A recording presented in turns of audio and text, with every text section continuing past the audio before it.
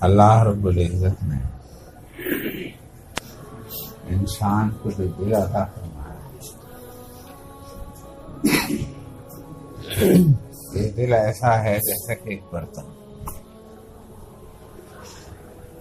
یہ دل ایسا ہے جیسا کہ ایک برتن، اور یہ دل بھی اتنا اہم ہے کہ میڈیکل اعتبار سے بھی ویسے بھی اگر دیکھا جائے تو دل کی اہمیت ایک طرف اور سارے بدن کی، سارا بدن ایک طرف ہے۔ دل میں اگر گڑبڑ ہو جائے تو آدمی نہیں بچ سکتا، آدمی کی انگلی ٹوٹ گئی، ٹیڑھی ہو گئی، میڑھی ہو گئی، تکلیف ہو جائے گی، ٹانگ ٹوٹ گئی، تکلیف ہوگی، توڑ بھی سکتی ہے، کٹ بھی گئی ٹانگ جب بھی آدمی زندہ رہ سکتا۔ لیکن دل کا اگر ایک ذرا سا بھی معاملہ گڑبڑا جائے تو آدمی 1 منٹ کے لیے زندہ کھڑا کھڑا گر جاتا ہے، بیٹھے پہ اٹھا نہیں جاتا، کام کرنے والا کام کرنے کے پورا کرنے کی ہمت نہیں، ٹکڑا یوں کھا رہا ہے، یہیں رہ گیا، دل بگڑا بٹے کا۔ اور بھی بیماریاں ہیں، آدمی کو کینسر ہو گیا تو کچھ تو ٹائم لگتا ہے، کچھ تو وقت لگتا ہے، لیکن جب دل خراب ہوتا ہے تو پھر آدمی کو اتنا سا بھی وقت نہیں، اتنا سا بھی وقت۔ آج بھی اس پر اہمیت ہے، تو یہ دل بہت زیادہ ہے۔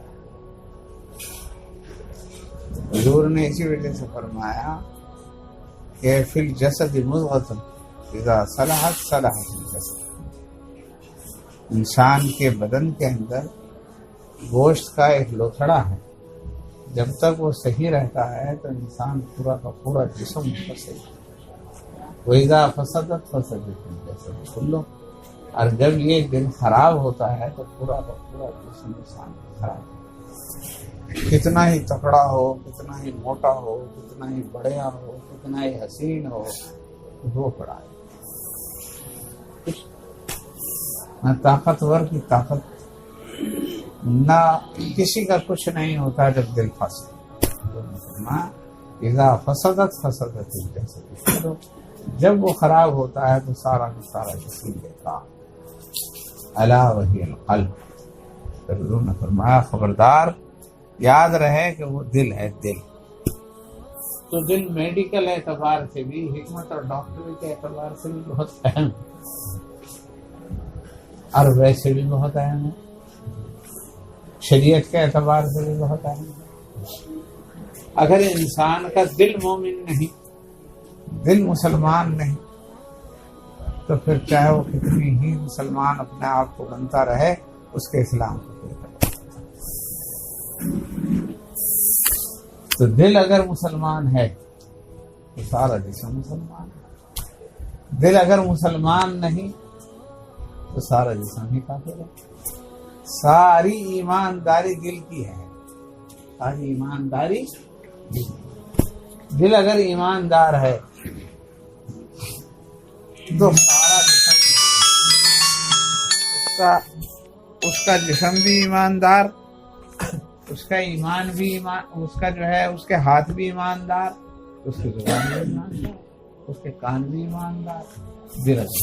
دل میں اللہ کا خوف ہے، اور دل کے اعتبار سے وہ اللہ کو تو اوپر یقین رکھتا ہے، اور اس کا دل صحیح صحیح سوچتا ہے، تو پھر اس کے تمام اعمال درست ہیں، تمام اعمال درست۔ کوئی بھی وہ اگر غلط کرتا بھی ہے، کوئی کہے بھائی تو غلط کر رہا، تو ہٹ نہیں مارتا، تو دل صحیح ہے، ہٹ نہیں مارتا، فوراً قبول کر اور اللہ کو رضا بول۔ اور جب دل خدا نخواستہ غلط ہوتا ہے تو پھر وہ غلطی کرتا ہے اور اسے کوئی سمجھاتا ہے بھائی یوں نہیں، تو دل یوں کہتا ہے اس کی کس طرح مان لوں، میں مان لوں تو میری انسلٹ نہیں ہو جائے گی، بس اپنے غلط کو صحیح، غلط کو صحیح، غلط کو صحیح کرتا، ہٹ آ جاتی ہے۔ ضد آ جاتی ہے، ہاں ہٹ آ جاتی ہے، ضد آ جاتی ہے۔ جب کوئی اسے سیدھا راستہ دکھاتا ہے تو اسے بھی یوں تو سمجھتا نہیں کہ ہاں یہ مجھے پر رحم کر رہا ہے، مجھے سیدھا راستہ بتلا رہا ہے، بلکہ الٹا یوں اور کسی نے تو میری انسلٹ ہی کر اور اس سے کینہ رکھنے لگتا ہے، اس سے حسد کرتا ہے، کیونکہ دل کی سوچ ہے۔ جب دل صحیح ہوتا ہے اور اسے کچھ کہا جاتا ہے، کوئی بات سامنے آتی، کسی کی الٹی بات بھی سامنے آتی ہے تو یوں سوچتا ہے اب پتہ نہیں،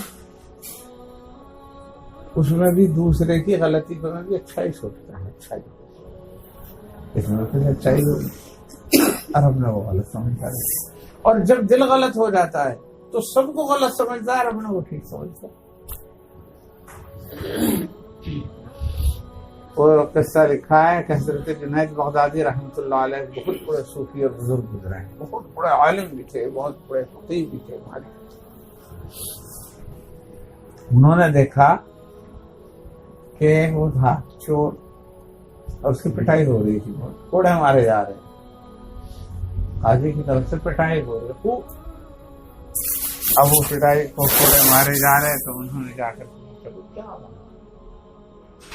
اور لوگ لعنت ملامت کر رہے ہیں، برا بھلا کہہ رہے ہیں، تو سب بے شرم ہے، سب بے غیرت ہے، 10 دفعہ پٹ لیا ہو، ہاں لوگوں نے 10 دفعہ پٹ لیا، اور ایک دفعہ یوں پٹا تھا، ایک دفعہ فلا کام کرتے پٹا تھا، ایک دفعہ فلا کام پر آگے پتہ نہیں کیسی ہڈی کا کیسا ہے، یوں ہے آسان مطلب ہے تو مانتا نہیں اور وہی کام کر کے چھوڑ غلط سلوک کرتا ہے۔ تو لوگ برائی کر رہے ہیں، لعنت و ملامت کر رہے، اس پہ بجا رہے، تو حضرت جنید بغدادی جن کا پورا مطلب چرچے تھے، انہیں سب کو ادھر ادھر کہے اور اس کے پاس گئے اور جا کر اس کے پیروں کو پیر چوم رہے، اسے کیوں کیا سو کے یہ بگڑا ہوا 100 بگڑوں کا بگڑا ہوا 100 دفعے پٹ چکا، اس کا کس بات پہ آپ مطلب یہ کہ پیر چوم رہے، ہاتھ چوم رہے، اس کی وہ کر رہے۔ تو فرمانے لگے کہ ہائے افسوس، مجھے یہ یاد آ رہا ہے کہ یہ جسے تم بگڑا ہوا کہہ رہے ہو اس میں استقامت کتنی، اتنی دفعہ یہ پٹ لیا، لیکن پھر بھی جس چیز کا اسے مزہ آ گیا، جس چیز کا اسے احساس ہو گیا، اس سے ہٹنے کو تیار نہیں، کتنا منظور تھی۔ اور میں نے کئی دفعہ خدا کی قدرت کا مشاہدہ کر لیا اور خدا کے انعامات کا ادراک کر لیا، مگر آج اگر نماز پڑھنا شروع کروں تو کل کو پھر پیچھے کو ہٹنے لگوں۔ مجھے توبہ پہ استقامت نصیب نہیں، اسے گناہ پہ بھی استقامت نصیب ہے، اور استقامت بہت بڑی چیز ہے۔ ہائے افسوس، کاش جیسی اسے گناہ کی استقامت ہے ایسی مجھے نیکیوں کی استقامت ہے۔ اسے کتنی استقامت ہے، یہ اپنے گناہوں سے بھی ہٹنے کو تیار نہیں، حالانکہ اس پہ پٹ رہا، اور میں خدا کے انعامات حاصل کر رہا، خدا کی برکات حاصل کر رہا، خدا نے مجھے کان دے رکھے، روز مجھے روٹی کھلاوے، مجھے آرام کی نیند سلاوے، اور میں اس خدا کی بھی اطاعت پر مجھے استقامت نصیب نہیں، اور اسے تکلیف پہ بھی استقامت نصیب ہے، تو اس کے اندر یہی ایک کرامت موجود ہے۔ تو میرے بزرگوں، بات یہ ہے، بات یہ نہیں، بلکہ بات یہ تھی کہ ان کا دل سجا ہوا تھا، سنورا ہوا تھا، تو یہ ہر چیز کے اندر، چور کے اندر بھی نقطے ہی نکال رہے ہیں، چور کے اندر بھی بھلائی ہی فائدہ محسوس کر رہے ہیں، برائیوں کے اندر بھی بھلائی ہی محسوس کر رہے ہیں، اور ایک ہم ہیں کہ اگر کوئی مطلب یہ کہ اذان بھی دے رہا سارا یہ مختار ہے، تقریر بھی کر رہا سارا یہ مطلب یہ کہ وہ ہے، مطلب یہ کہ دکھلاوا ہے، کوئی دے بھی رہا تو اسے بھی یوں سوچ رہا ہے کہ یہ تو پتہ نہیں کس نیت سے دے رہا، مطلب یہ ہے غرض ہمیں کسی کی نیکی میں بھی اچھائی نظر نہیں آتی، ہمیں نیکیوں میں بھی برائی نظر آتی ہے، لیکن اچھوں کو برائیوں میں بھی اچھائی نظر آتی ہے۔ تو دل جب خراب ہوتا ہے، دل جب خراب ہوتا ہے تو آدمی کا چشمہ، آئینہ سب کچھ خراب ہوتا ہے، اور دل جب صحیح ہوتا ہے تو پھر مطلب یہ کہ وہ جو ہے اس میں اچھائی ہی اچھائی، تو دل دل کو حق نہیں. اگر آدمی یوں سوچتا ہے کہ دنیا کے اندر بھلائیاں پیدا ہو جائیں تو ساری دنیا کو تو بدل نہیں سکتا. ہاں اپنے دل کو تھوڑا سا بدل سکتا ہے. اپنے دل سے اگر چشمہ بدل لے گا تو ساری اسے اچھائیاں اچھائیاں بھلائیاں. اور اگر مطلب یہ کہ انسان کا دل ٹھیک نہ ہوا تو اس کے اندر سارے مکار عیار دغاباز سارے. اگر بڑی سے بڑی چیز بھی دکھا دی جائے گی دل صحیح نہیں ہوگا تب بھی والا میری آپ کی اور کسی اللہ والے کی کیا حیثیت. سرکار دو عالم علیہ نبینا علیہ الصلوۃ والسلام نے ابو جہل کو ایسا سب کچھ دکھا دیا. ایک دفعہ خود ہی اس نے مٹھی میں اٹھا لی کنکریاں اور کہنے لگا محمد بتا کیا ہے اس میں. اگر بتا دیا نا تو ایمان لیا. انہوں نے فرمایا میں ہی بتاؤں جیسے تیری مٹھی میں وہی بتایا. آخر تو بہت بڑی بات ہوگی کیونکہ ظاہر ہے ایسا تو ہو سکے کسی نے ادھر سے دیکھ لیا ہو ادھر سے دیکھ لیا ہو کسی طرف پتہ چل گیا ہو کچھ اندازہ لگا لیا ہو آئیڈیا لگا لیا ہو کہ کیا ہے. تو بتا سکتے آدمی بہت سے تو لگا سکتا ہے لیکن خود جو چیز مٹھی کے اندر ہے وہ بول پڑے یہ بہت تو نے فرمایا میں ہی بتاؤں یہ وہی چیز بتا دے جو اس کے اندر. نے کہا یہ تو اور بھی بڑی بات ہو جائے گی. نے کہا بڑی بات ہوگی. حضور نے اشارہ فرمایا اور کنکریوں میں سے آواز آئی اشہد ان محمد رسول اللہ. ہم گواہی دیتے ہیں کہ محمد اللہ. اور کتنی بڑی بات کتنی بڑی بات. مگر یہ اتنی بڑی بات اتنا بڑا معجزہ اتنی بڑی کرامات بھی ابو جہل کے دل کو اسلام کی طرف مائل رکھا. انہوں نے کہا واہ واقعی غضب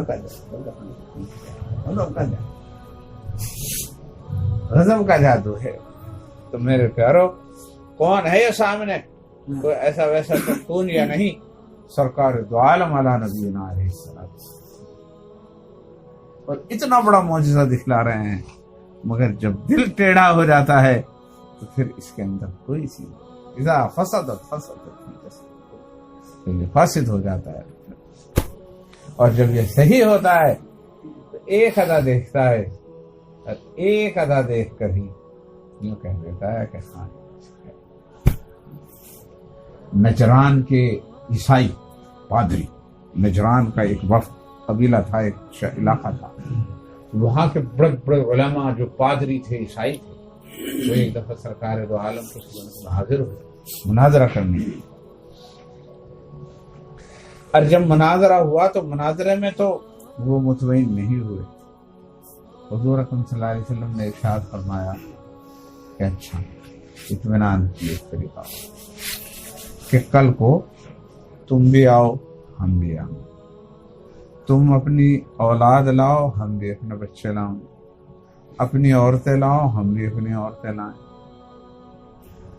اور پھر ہم ایک میدان میں کھڑے ہو کر جھوٹے پر اللہ کی لعنت کریں. یوں کہیں اللہ ہمارے میں سے جو جھوٹا ہو اس پر تیرا غضب تیری لعنت. ندعو ابناءنا وابناءکم ونساءنا ونساءکم وانفسنا وانفسکم ثم نبتہل فنجعل لعنت اللہ علی الظالمین. تو انہوں نے کہا ٹھیک. تو اگلے دن سرکار دو عالم علی نبینا علیہ الصلوۃ والتسلیم سے نکلے اس حال میں کہ حضرت حسن کی انگلی پکڑ رکھی تھی اور حضرت حسین کو گود میں لے رکھا تھا اور حضرت فاطمہ پیچھے کھڑی تھی اور حضرت علی ان سے پیچھے تھے. یہ 5 افراد جو ہیں وہ اندر سے نکلے اور نکل کر کے حضور صلی اللہ علیہ وسلم نے فرمایا آ جاؤ. ندعو ابناءنا وابناءکم ونساءنا ونساءکم وانفسنا وانفسکم ثم نبتہل فنجعل. تو نجران کے وہ جو پادری تھے تو پڑھے لکھے قابل تھے علم حاصل تھا. تو ان کا جو بڑا پادری تھا اس کے دل کے اندر کہیں صفائی ہوئی بھی تھی، اس لیے اس نے اپنے ساتھیوں سے کہا کہ خدا کی قسم یہ جو لوگ نظر آ رہے ہیں، یہ 5 لوگ، یہ ایسی شکلیں اور ایسی صورتیں ہیں کہ اگر کوئی ان کے ساتھ مباہلہ کرے گا، یعنی لعنت کا ملامت کا معاملہ کرے گا، تو قیامت تک وہ نسل اور وہ قوم تباہ و برباد۔ یہ بالکل سچ ہے، ان کی شکلیں بتا رہی ہیں، ان کی صورت۔ چنانچہ وہ سارے کے سارے مسلمان ہو گئے، حضور کے دامن میں گر گئے۔ تو میں یہ کہنا چاہ رہا کہ جب دل ٹھیک ہوتا ہے تو پھر شکل کے دیکھ لینے سے ہی وہ مسلمان ہوتا ہے، ٹھیک۔ اور جب ٹھیک نہیں تھا دل ابو جہل کا، تو معجزہ دیکھ کر بھی حضور کے سمجھانے سے بھی، اور یہ تو ایک دفعہ ہی آئے تھے وہاں سے نجران سے، اور ابو جہل تو روز رہتا وہیں کا، ابو جہل تو وہیں کا رہتمان تھا، وہیں کا رہنے والا تھا، روز ملاقات ہوتی تھی، لیکن ابو جہل کو ہدایت نہیں ملی، اور نجران کے عیسائیوں کو ایک سلک میں نکلا۔ تو بھائی دل جب خراب ہوتا ہے تو پھر اس کا ایمان بھی خراب، اس کا اعمال بھی خراب، اس کی نمازوں میں بھی گڑبڑ، اس کے روزوں میں بھی خرابی، اس کا حج بھی قابل قبول نہیں جب دل خراب۔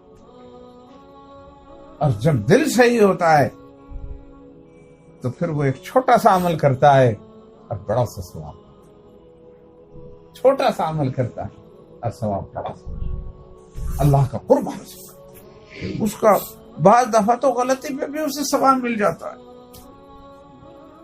غلطی پہ بھی اسے ثواب مل جاتا ہے۔ قرآن میں آتا ہے وَأُولَٰئِكَ يُبَدِّلُ اللَّهُ سَيِّئَاتِهِمْ حَسَنَاتٍ، کہ قیامت کے دن کچھ لوگ ایسے ہوں گے کہ ان کے پاس، حدیث میں آتا ہے کہ ایک آدمی آئے گا اور اس کا حساب کتاب ہوگا، اس بے شمار گناہ،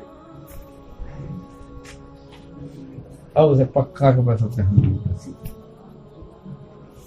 پھر اللہ رب العزت فرمائیں گے کہ اس کی تمام نیکیوں کے بدلے میں، وہ گناہوں کے بدلے میں جتنے اس کے گناہ ہیں اتنی ہی نیکیاں دیں۔ 1,00,000 اگر گناہ ہیں تو 1,00,000 گناہ کی بجائے اسے 1,00,000 نیکیاں دے دو، تو وہ کہے گا اللہ نے مذاق کر، مذاق کیا جا رہا ہے اللہ تعالیٰ۔ قرآن میں آتا ہے فَأُولَٰئِكَ يُبَدِّلُ اللَّهُ سَيِّئَاتِهِمْ حَسَنَاتٍ، کہ کچھ لوگ ایسے ہوں گے کہ ان کی برائیوں کو بھی بھلائیوں سے بدل دیا جائے گا، گناہوں کو بھی نیکیوں سے بدل دیا جائے گا۔ وہ کون لوگ ہوں گے؟ وہ لوگ ہوتے ہیں جو دل کے بہت اچھے ہوتے ہیں، دل کے بہت اچھے ہوتے ہیں، وہ لوگ جو دل کے اچھے ہیں۔ وہ آپ نے سنا ہوگا، مولانا روم نے ایک وہ لکھا ہے کہ حضرت موسیٰ علیہ السلام ایک دفعہ کہیں جا رہے تھے تو انہوں نے ایک گڈریے کو دیکھا، وہ گڈریا بیٹھا اور وہ اللہ کی محبت سے تمام، اللہ کی محبت سے بھرا ہے گڈریا، مسلمان تھا لیکن صاحب مطلب یہ کہ وہ چرواہے کا کام کرے گا، وہی بھیڑ بکریاں چرانا، اور بس مزے میں آ رہا ہے، لطف میں آ رہا ہے، اور کہا ہے اللہ میاں تو اگر مجھے کہیں مل جا تو میں اپنی بھیڑ کا بڑھیا بڑھیا گاڑھا گاڑھا دودھ لے اور تجھے اپنی ملائی کھلاؤں، اور اگر تو مل جا تو تجھے رگڑ رگڑ کے نلاؤں اور تیرے کپڑے دھوؤں، اور تیرے جوں پڑ گئی ہو تو انہیں دعا ماروں، اب مطلب ایک مزے لے رہا ہے، بس اے اللہ میں یہاں تو کہیں مجھے مل جا، اگر تو مجھے کہیں مل جا تو میں کرے ایسا کروں ایسا۔ اب وہ محبت کا یہی طریقہ جانتا تھا، بس جس سے محبت ہو اسے نہلانا، اسے دھلانا، اسے دودھ پلانا، یہی سب سے بڑی چیز تھی اس کے پاس، بس سب سے بڑھیا بڑھیا چیزیں جو تھی وہ کہہ رہا ہے اللہ میں اگر تو مجھے مل جا تو میں تجھے خوب رگڑ رگڑ کے نہلاؤں، کپڑے پہناؤں، تیرے کپڑے دھوؤں، تیری جوں ماروں۔ حضرت موسیٰ علیہ السلام نے سن لیا، ہم سے کہنا ہے جو کیا اللہ میاں کہیں تیری بکری کے دودھ کا محتاج ہے؟ اللہ میاں نہ کھاتا ہے نہ پیتا، وہ کہیں اس کے جو پڑے گی، کمبخت کہیں کے جو تو اس کے پڑے، جس کے مطلب یہ کہ جس میں گندگی ہو اس میں جو پڑے۔ اللہ تو نظیف ہے، اللہ تو نور ہے، وہاں مطلب یہ کہ اس کا کیا کام؟ مطلب یہ ہے کہنے کا حضرت موسیٰ نے کہا ہے تو غلط بات ہے، اس سے تو کافر ہو جائے آدمی۔ اب اگر ہمارے جیسا ہوتا تو اپنی غلطی کو بھی صحیح کرتا، کیا غلطی، لیکن اس نے تو اس کا دل تو صحیح تھا، اس کے دل میں تو محبت ہی محبت ہے، اسے اتنا علم ہی نہیں تھا کہ کیا صحیح، وہ تو محبت میں بھرا پڑا تھا، اگرچہ غلط بات کہہ رہا تھا محبت میں، لیکن کہہ تو رہا تھا محبت میں، اس کا دل تو بالکل آئینہ تھا، محبت سے بھرا ہوا تھا۔ کہنے لگا ہے غلطی ہو گئی، کفر ہو گیا، اے اللہ میری توبہ، اے اللہ مجھے پتہ نہیں، اے اللہ میری توبہ میں چلا گیا، ہائے مجھے پتہ، اور یہ کہہ کے روتا ہوا چلا گیا کہ موسیٰ کہہ رہا ہے جو کہہ رہا ہے صحیح کہہ رہا، میں کیا جانوں، میں کیا جانوں، بس ایک دم تسلیم کر گیا، میں کیا جانوں جو یہ کہہ رہا، بس توبہ کرتا وہ ادھر کو چلا گیا اور رو رہا تھا اور بے صاف کا رو رہا تھا۔ حضرت موسیٰ علیہ السلام پر وحی نازل ہو گئی اور کہا ہے موسیٰ تم نے ہمارے ایک آدمی کا دل دکھا دیا، تم نے ہمارے ایک آدمی کا دل دکھا دیا، وہ کس قدر محبت سے ہمیں یاد کر رہا تھا، جاؤ اسے ڈھونڈو اور تلاش کرو اور اسے راضی کرو، نہیں تو ہم تم سے ناراض۔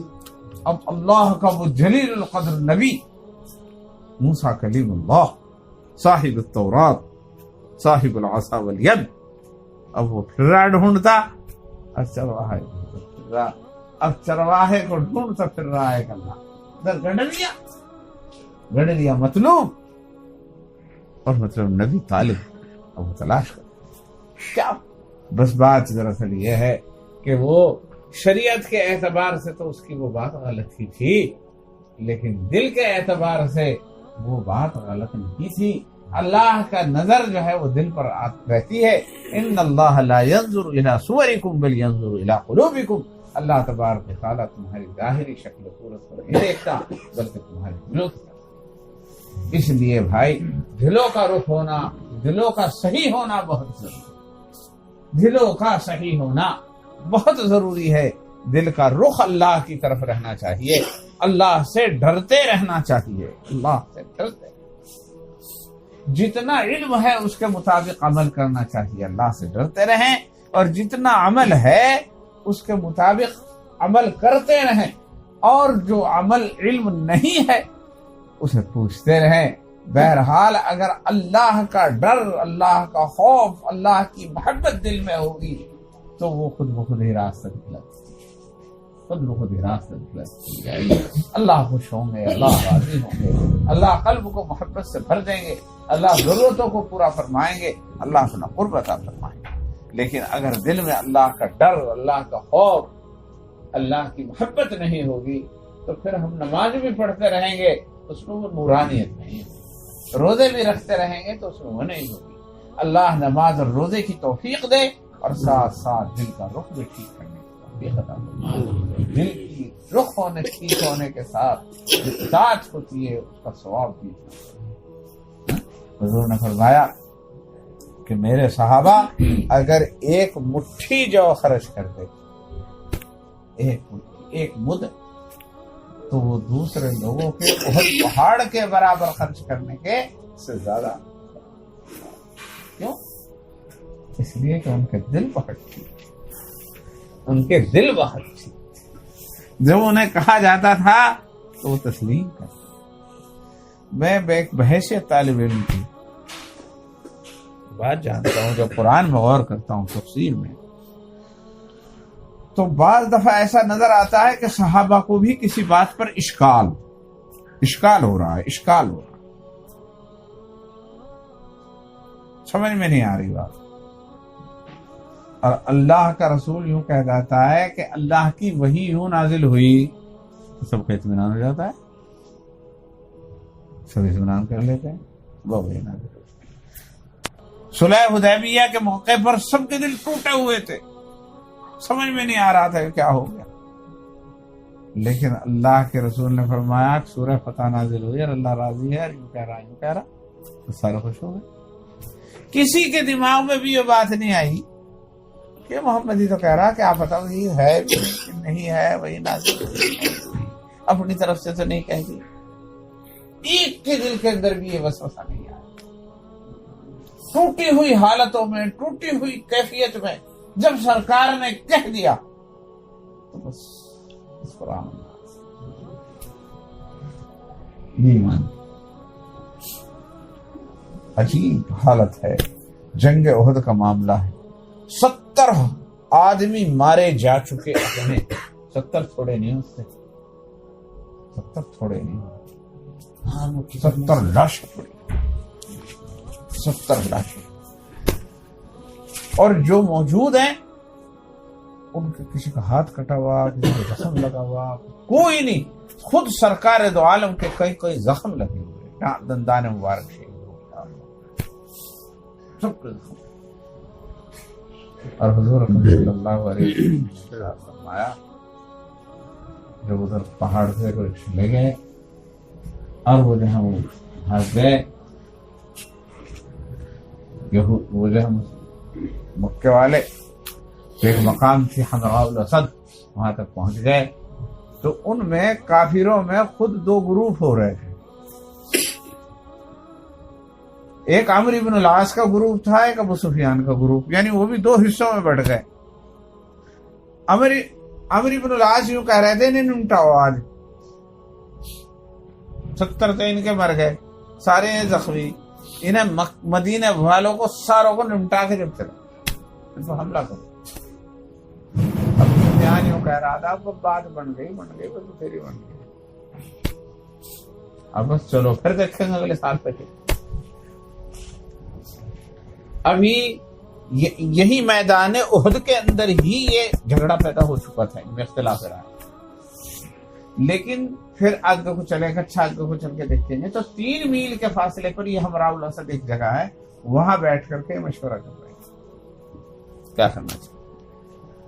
ادھر حضور اکرم صلی اللہ علیہ وسلم نے ان زخمی صحابہ کو اکٹھا کر کے یوں فرمایا، سب زخمی، کسی کا ہاتھ کٹ رہا، کسی کا پیر کٹ رہا، کسی کا کچھ، اور فرمایا کہ ابھی ان کا مقابلہ کرنا ہے، بتاؤ کون ہے جو اللہ کے لیے جان مان قربان۔ تو 200 صحابہ ہو گئے۔ کسی نے یوں نہیں کہا ابھی تو ہمیں مار کے شیخ کے ہاں سے گئے، اور ہمارے میں کون سی جان آ گئی کہ ہم وہاں جا کے انہیں مار دیں گے؟ ابھی ہمارے میں کون سی قوت نہیں آئی، کہیں سے مدد نہیں آئی، کہیں سے کوئی ہمارا مطلب وہ حمایت کرنے والا نہیں آیا، جب ابھی وہ ہمیں یہاں چھیڑ کے گئے ہیں، یہاں سے ہمارے گھر میں ہی، اور 70 آدمی ہمارے مار گئے ہیں، تو اب ہمارے میں کون سی جان آ گئی کہ اب ہم مطلب کہ ہم انہیں وہاں جا کے مار دیں؟ ایک نہیں سوال، ایک اللہ کا رسول کہہ رہا ہے مقابلہ کرنا سارے کے سارے حضور کے ساتھ، آگے جا رہے ہیں، اب اللہ کی مدد آ رہی۔ انہوں نے اللہ کے رسول کی بات مانی، اللہ رب العزت نے مدد دی۔ مدد کس طرح بھیجی؟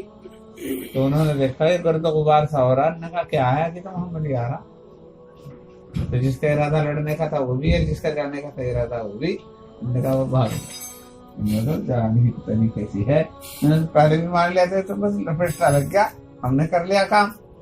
سارے کے سارے وہ جو ان کے پاس بورے بارے ستو کے کھجوروں کے تھے وہ سارے بھی چھوڑ کر کے وہ جا رہا، وہ پھر حضور اکرم صلی اللہ علیہ وسلم کو فتح مکمل حاصل، اب ان کا ڈر اور خوف بالکل ختم ہو گیا، اور انہیں بھوک کو پیسوں کو اتنا سچ کھانے کے لیے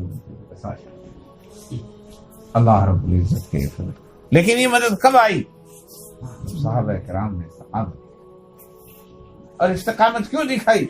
دل بڑا سیدھا تھا، حضور اکرم صلی اللہ علیہ وسلم پر پورا اعتماد اور یقین تھا کہ اللہ کا رسول بگڑی ہوئی حالت میں بھی اگر یوں کہے اس طرح ہے تو بگڑی ہوئی حالت میں بھی خدا اللہ کے رسول نے کہا مدد آئے گی۔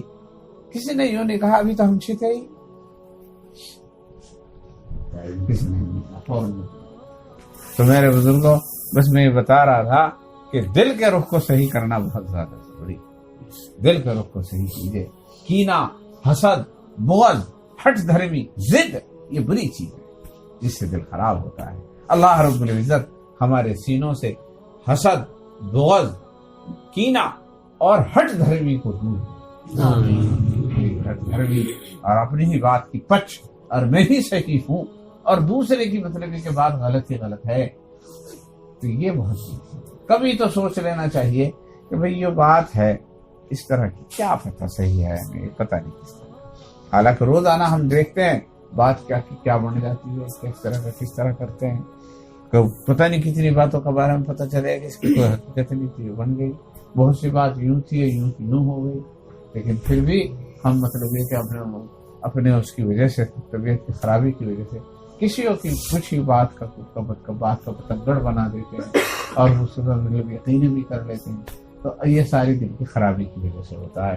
اللہ تبارک و تعالی ہمارے دل کو درست فرمائے، اس کے اندر خیر پیدا فرمائے، اپنا ڈر، اپنا تقویٰ، اپنی طہارت پیدا فرمائے.